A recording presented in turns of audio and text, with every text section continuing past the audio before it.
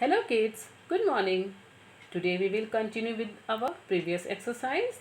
But first of all, we will revise it. So let's get started. First of all, we have to write here date. Then heading translate into English.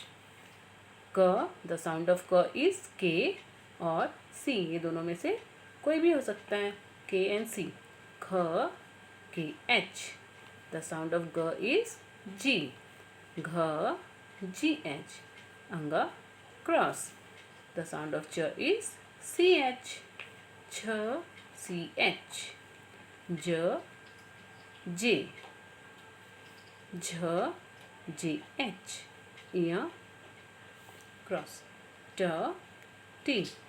Sound of th is th. D, d. Dh, dh. Ana, N, T, T, Th, TH, D, D, ध, DH, न, N. यहाँ पे ट ठ ड ढ अण का भी सेम होता है और त थ द ध न का भी सेम ही है. प, P, फ, PH या F. ये दोनों में से कोई भी हो सकता है. व, B, भ, BH, म, M, य, Y. र का होता है R, ल, L, व, V, श, SH. य का साउंड है Y.